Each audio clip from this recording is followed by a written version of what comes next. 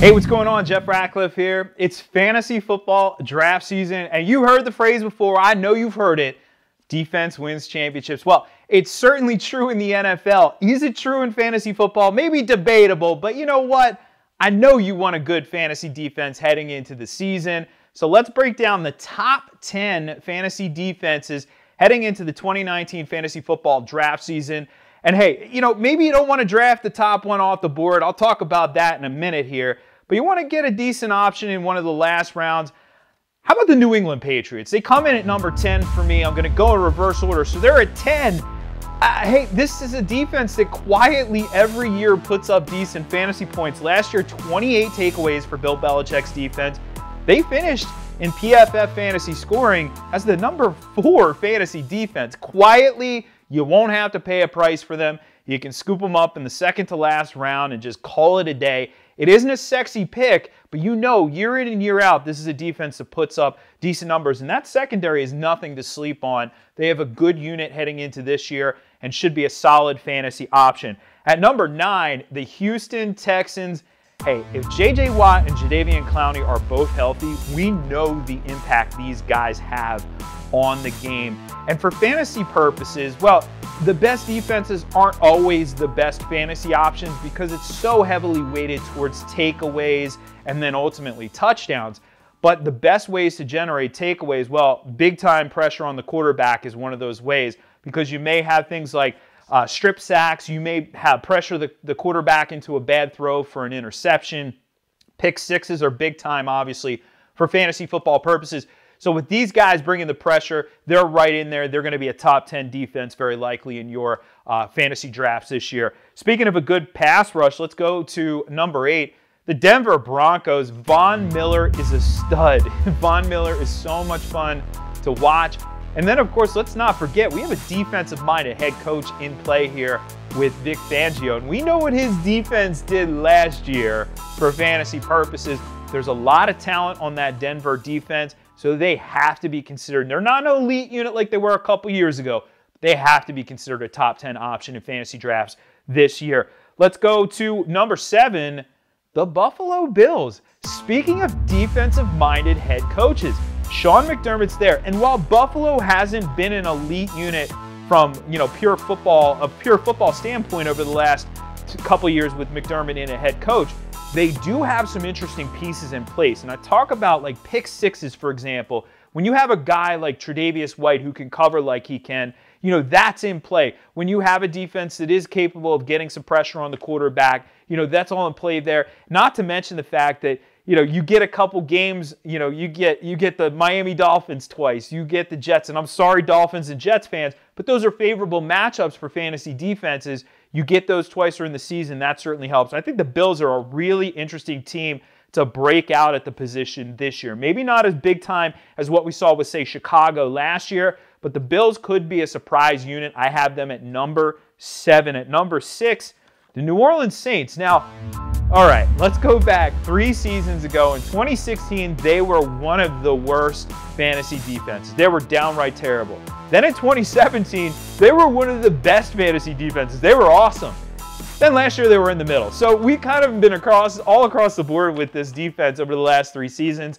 I think this year, though, given what we saw last year, they had 49 sacks. So this is a unit who can certainly get pressure on the quarterback. And while sacks aren't as valuable as takeaways, getting fumble recoveries or intercepting the ball, sacks are still really important. They're a nice baseline for fantasy production. So the fact that they put up 49 last year, that's a big number. Like the Saints is a top 10 option this year as well. How about the Minnesota Vikings at 5? Mike Zimmer defenses historically have been very productive for fantasy purposes. Going back to his days with Cincinnati, we know those Bengals defenses year in and year out were among the top 10 units. So now with Minnesota, he's got so much talent on that defense. We know the secondary's talented. We know that the defensive line is talented. They can get pressure on the quarterback, and they racked up 50 sacks last year. Now the problem for fantasy purposes, why they were a bit of a disappointment, is only 20 takeaways. I'm not as worried about that number. That's a number that can fluctuate a lot year in and year out. So I don't think that's an indictment of this defense whatsoever. I'm much more encouraged by the 50 sacks than I am discouraged by the 20 takeaways. I like the Vikings a lot this year. At number 4, a perennial top defense seemingly over the last couple years, the Los Angeles Rams. Aaron Donald is a stud. Aaron Donald is one of the best defensive players, and obviously you know that in the league, and one of the best we've seen at his position in a very, very, very long time. And he's a gravitational force, and he has a huge effect on the game that really pulls that defense up. Not to mention the fact that, hey, Wade Phillips' defenses, we talk about this. There are certain coordinators, certain coaches whose units just tend to produce for fantasy purposes. Wade Phillips is one of those guys. Year in and year out, we've seen his defenses be very productive. So you have to consider the Rams there at number 4. At number 3, let's stay in Los Angeles. Let's go with this Chargers. This is a sexy defense right here with the Chargers. You have Joey Bosa. Stay on the field, Joey Bosa. You have guys like Derwin James, who's an ascending star in the league. This is a really interesting defense. We know they can get pressure on the quarterback. We know they have a pretty strong secondary as well.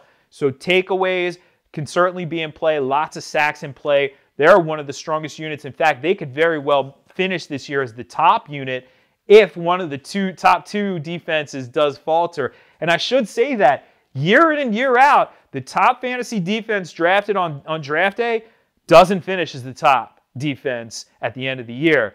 And we can say with number 2 that that's certainly true. The Jacksonville Jaguars were awesome as a fantasy defense in 2017. Historically good as a fantasy defense. Last year, they may have gone as early as the 8th round in your leagues. They did not finish as the top fantasy defense. It doesn't pay to draft the first defense off the board. It almost never works out, and you sacrifice value elsewhere. All right, I say that, but I also have to say, hey, they are the number 2 fantasy defense. They still have tons of talent on the defensive side of the ball.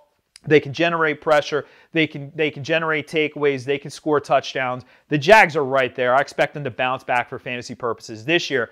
But they aren't the number 1 defense. That, of course, goes to the Chicago Bears. And I think the Bears are a prime example of why you can wait at defense. You don't have to draft the Bears this year, even though they're the number 1. Even though they're awesome, you don't have to draft them to be successful for fantasy purposes. Because last year, where'd you draft the Bears? In the 15th round of a 16-round league? I mean, you were drafting them towards the end of the draft. They were not one of the top defenses taken. They had a lot of upside. Of course, it helped that they got Khalil Mack, sort of unexpectedly there right before the season started. But in the same right, you don't have to draft the Bears in the 8th round to win your league. Say it with me. I do not have to draft the Bears this year to win my fantasy league. It's just a wasted pick when you draft them that early. Load up at the other positions. Wait till the 15th round in a 16-round draft or second to last round and however long your draft is, and draft your team defense. And then be prepared. Hey, if that defense doesn't hit, you jump off of them and you grab a defense who is hitting, because you can always pick up options on the waiver wire. Every year, there are defenses who surprise for fantasy purposes. But there's the top 10. You want to see some of those defenses beyond the top 10 and the rest of our rankings. You can check those out at PFF.com.